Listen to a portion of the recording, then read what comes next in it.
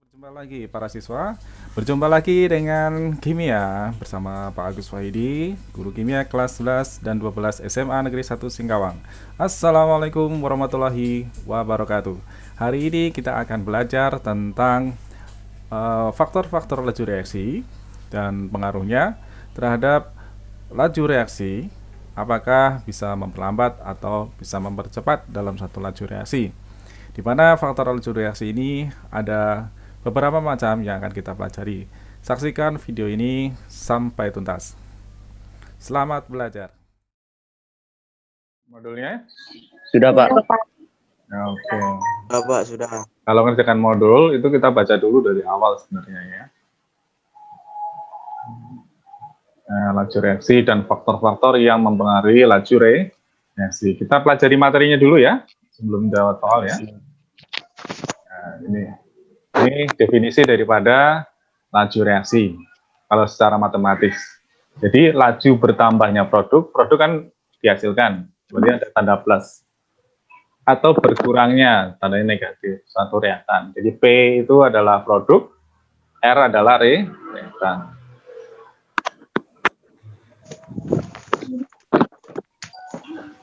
Kemudian persamaan laju reaksi di sini ada A plus QP. P itu adalah koefisien, Q adalah koefisien. Ya, kita pakai sorot lampu. Ini reaksi P ya. Kemudian Q, R sama S adalah koefisien. Ternyata dalam laju reaksi ya di sini tidak ada PQRS ya, karena apa? Karena koefisien tidak terhitung dalam laju reaksi. Oke, kita lanjut.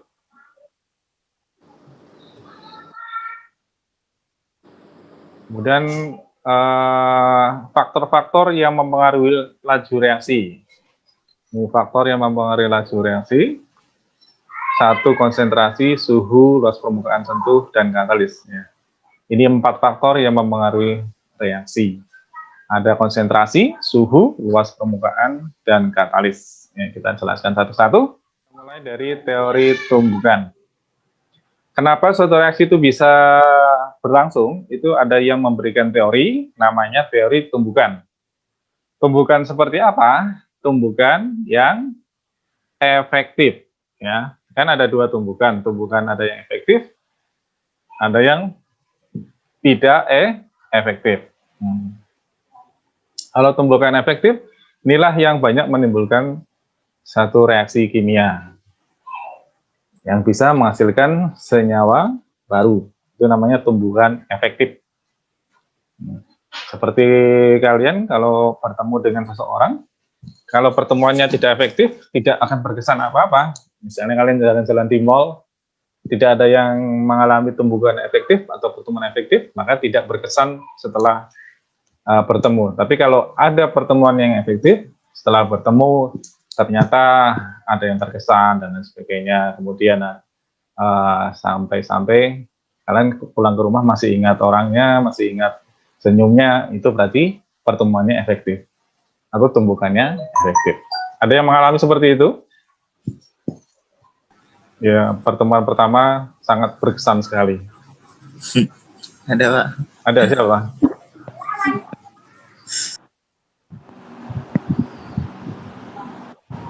Ya. Kemudian selain tumbukan yang efektif, juga terjadinya suatu reaksi harus ada energi yang cukup. Ya. Nah, sehingga kalau ada energi yang terlalu tinggi, ya, energi itu ibaratnya gini, ada dua orang, satu orang itu sangat jaim sekali, satu orang kurang jaim atau agresif.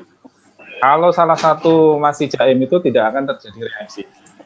Maka untuk mengurangi atau energi yang untuk supaya bereaksi kan sangat tinggi sekali. Maka hadirlah yang namanya katalisator. Nah, ini energi pengaktifan terlalu tinggi, maka tidak terjadi reaksi-reaksi.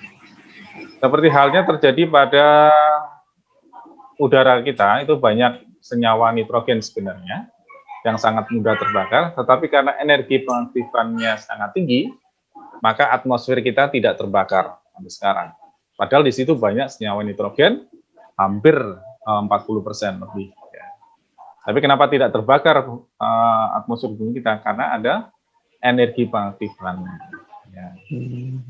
Itu yang menyebabkan tidak bereaksi. Seperti korek api, energi pengaktifannya setelah digesekkan mempunyai energi besar sehingga dia terbakar. Ya.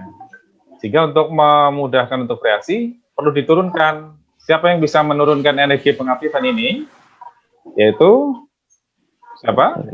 Katalisator. Ya. Misalnya di sini ada siapa aja ya? Di sini ada Dayang sama Fahrul Razi misalnya. Nggak apa-apa ya, saya misalkan ya, Dayang sama Fahrul ya. Dayang ini orangnya pasif, misalnya tidak agresif, jual mahal. Si Fahrul Razi juga jual mahal. Jika dua-duanya tidak mungkin ketemu, maka hadirlah si Kelvin.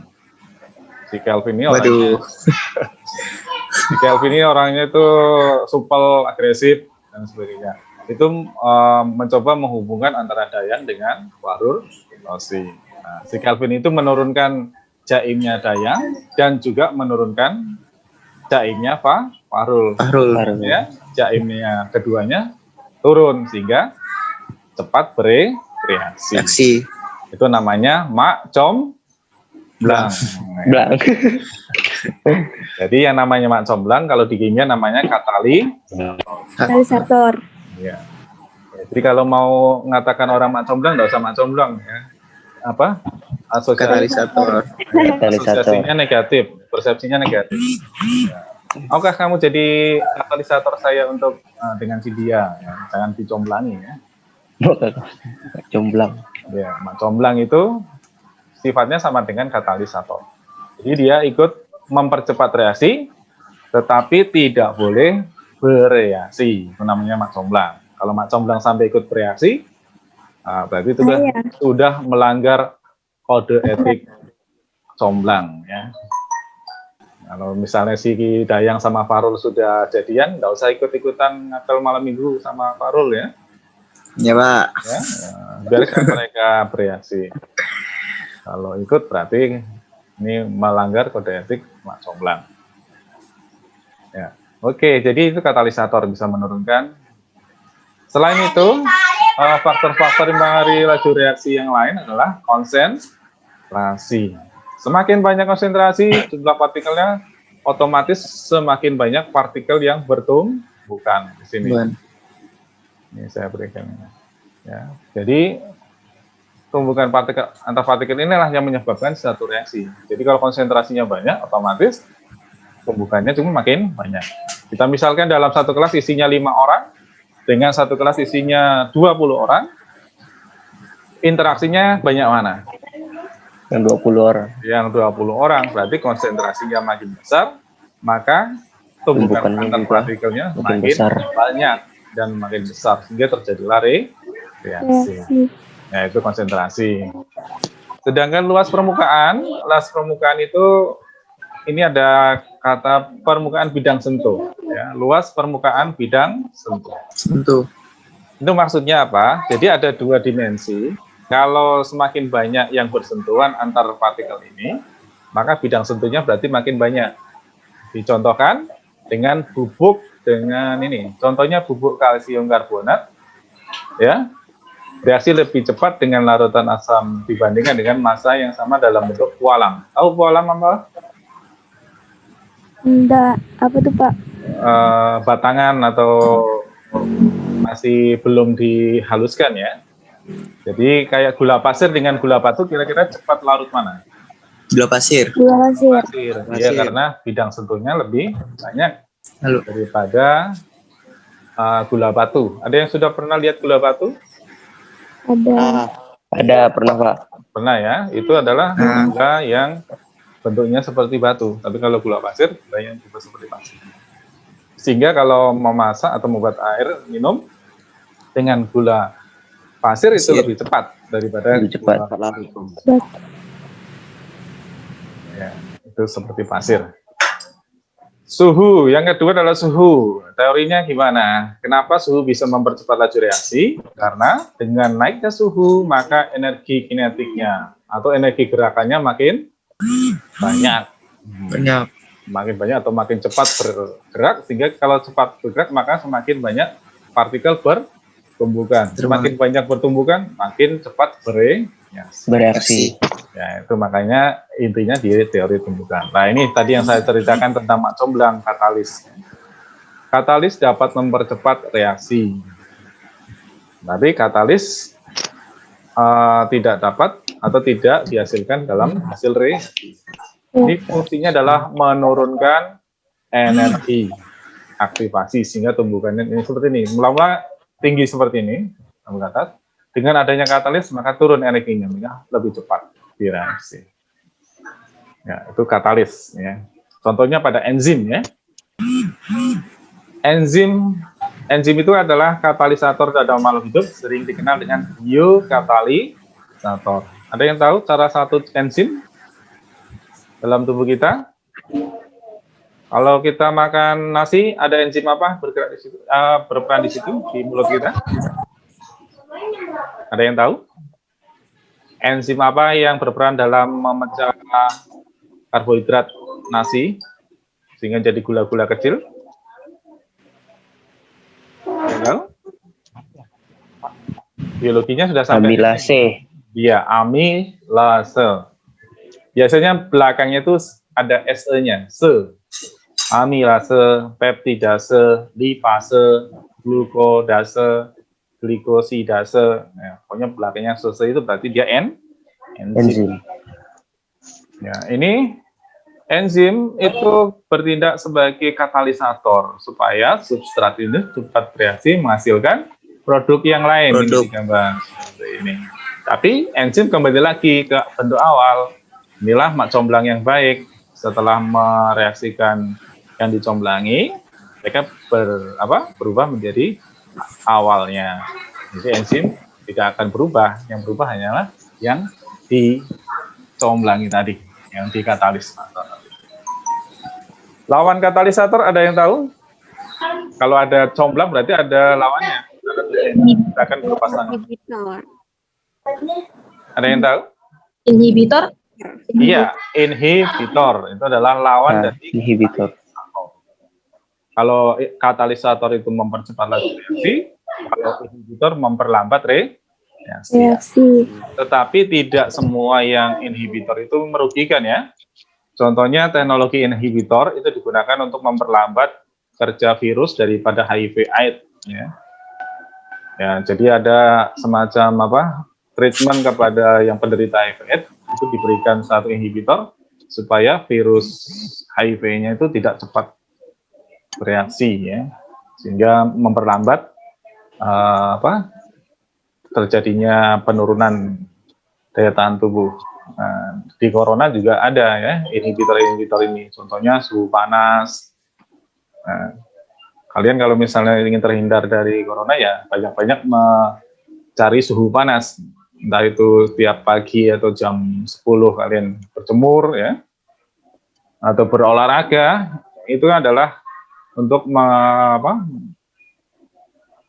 menghambat kerja daripada virus corona ini. Ada yang makan jahe, ada yang minum teh panas, tapi jangan panas sekali ya. Bisa meleleh nanti. Oke, itu kerja daripada inhibitor. Sekarang penerapannya, kalau satu contohnya pada pembuatan gas amonia ya. Mula-mula reaksinya lambat. N2 plus 32 menjadi 2NH3. Ini reaksinya lambat. Tapi dengan adanya katalisator, yaitu berupa besi oksida, ya. Ini kan rumus karat besi ya. Ternyata karat besi bisa digunakan untuk katalisator pembentukan atau pembuatan gas amonia. Gas amonia itu digunakan untuk apa? Harus diproduksi. Gas amonia, ada yang tahu penggunaan gas amonia? Saya pernah merasakan ketika praktek di lab kimia, gas amonia itu bocor sehingga bisa menyebabkan orang pingsan. Gas amonia itu banyak digunakan untuk pupuk-pupuk ya. Buang angin. Bahan dasar pupuk. Ya. Ya, pupuk. Kentut kalian pun ada yang amoniaknya juga, campuran ya. Ya. Atau kalian kencing tidak disiram 7 hari 7 malam, kamar mandinya itu ada gas amonia. Siapa nih biasa kencing tidak disiram? Ada enggak? Farul. Ya, Fahrul kan? Farul. Oh, Fahrul lagi kena. Memang suka gitu dia Kak, Pak. Iya. Anaknya itu. Hadis. Ya, ini ada contoh soal seperti ini. Perkirakan laju reaksi yang hanya dipengaruhi oleh suhu. Berarti kondisi lainnya harus tetap atau sama. Ini maksud soal ini ya. Misalnya gambar 1, gambar 2, 3 sampai 5 di sini. Ini masanya sama. Jadi kalian hubungkan dua kejadian ini. Misalnya 1 dengan 2, siapa yang paling berpengaruh? Coba kalian amati 1 dengan 2. Ini 1 gram, ini 2 gram. Berarti masanya ya, masanya berpengaruh berarti konsentrasi. Jadi gambar 1 dan 2 yang berpengaruh adalah konsentrasi. 1 dan 2 ya. Tetapi kalau ini 1 dan 3, ya siapa yang berpengaruh? Suhu. Masanya sama, tapi suhunya beda. Inilah yang dinamakan yang hanya mempengaruhi adalah suhu. Nah, itu cara menjawabnya. 1 dan 3. Jadi harus berpasangan, jangan satu saja. Terus ada contoh soal ini. Percobaan 1. Berdasarkan data tersebut, tentukan variabel bebas, variabel terkontrol, dan variabel terikat. Kelas 10 sudah pernah diajari variabel itu? Ada berapa macam variabel?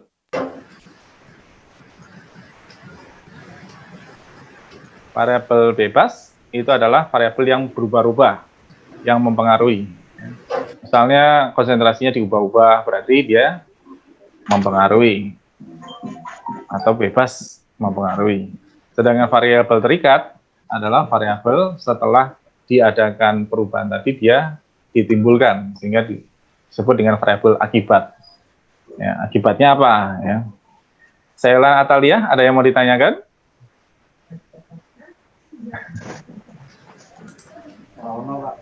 Rauno.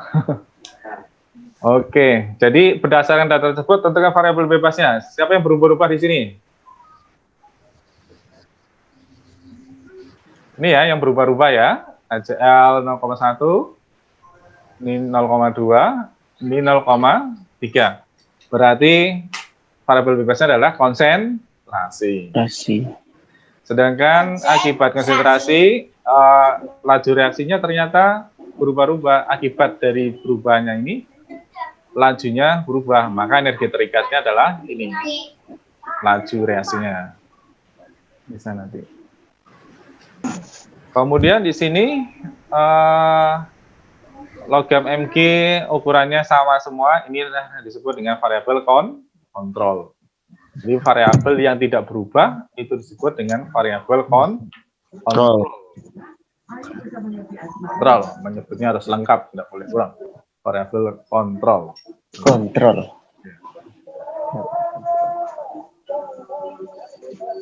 Oke, kita lanjutkan.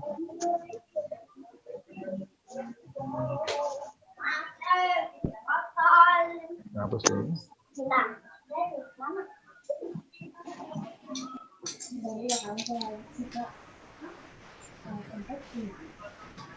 Ya, rangkuman, terus latihan soal. Ini.